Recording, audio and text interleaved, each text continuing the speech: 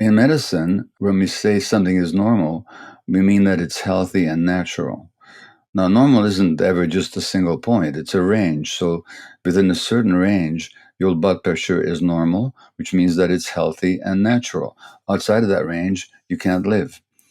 Within a certain range of blood acidity, you can live and thrive, outside of which your life and health are threatened.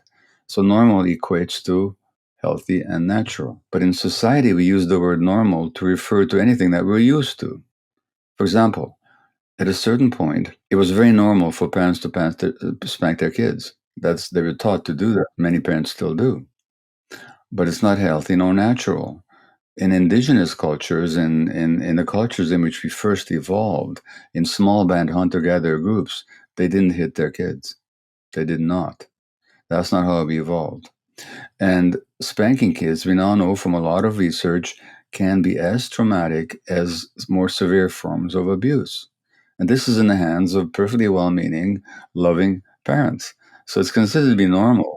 But is it healthy or natural? No, it isn't. And what I'm saying is there's a lot of practices to do with parenting, with schooling, with the economy and politics, with cultural interactions that are the norm in the sense that that's what we're used to, but they're not only not healthy or natural, they're actually toxic. So that's why the subtitle of the book, Trauma, Illness, and Healing in a Toxic Culture. I think many things about our culture that we take for granted, that we think are normal, are neither healthy or natural, and they're responsible for a lot of dysfunction, a lot of illness of mind and body. Why is it that you think that, I mean, we've gotten to this place where toxicity is sort of a normality? Even that conversation that you said about how we responded to disciplined children. I know in the book you talk about how we were told that babies should just be let to cry.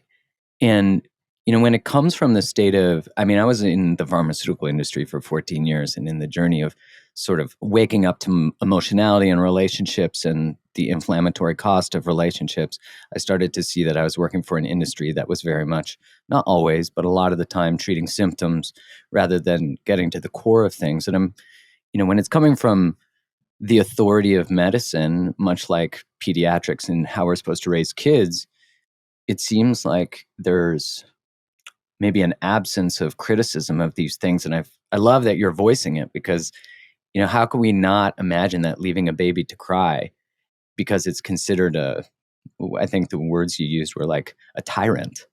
That's, I think, from the research. Well, I didn't use that word. What the Dr. Spock, Benjamin Spock, who for years was the authority, the guru on parenting for many decades.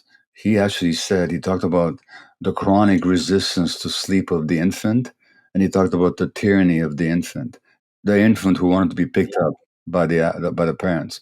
Now, I have to confess, as a physician, until I learned better, I would give the same advice to parents.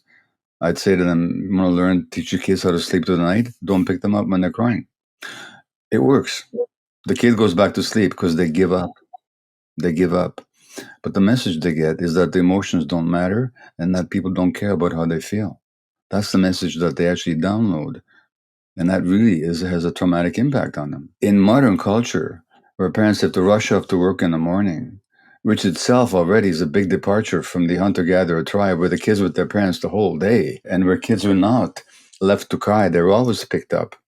I mean, the papoose in indigenous culture in North America, the way that African mothers bundle their kids, the way that gorillas and other apes hold their infants, that's what's natural and healthy. It's necessary for healthy human development. But in this culture, it's very normal, and it's reinforced by authority figures like myself. I delivered a lot of babies, and I would sometimes give this advice, not realizing the impact on the child. So the problem with medicine is it's not psychologically informed. It's a very mechanical.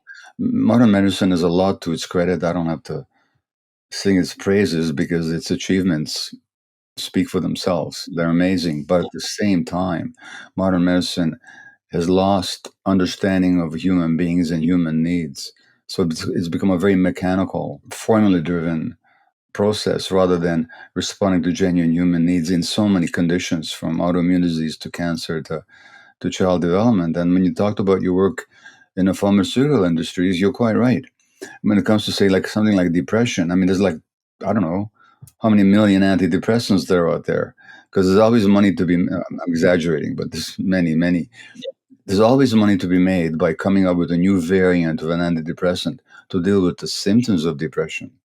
But when you actually look at the basis of depression in people's lives and the traumas, there's no money to be made for a pharmaceutical company in getting at sources, at causes. You can't through pills. So the research that doctors are given is driven by the profit motive of pharmaceutical companies. That's not a pejorative, it's just how it works under a capitalist system. But it means that the research that doctors get has got nothing to do with dealing with causes for the most part, especially not conditions of the mind or autoimmune diseases. We're actually mitigating symptoms, not a bad thing in itself, but it doesn't deal with the underlying problem.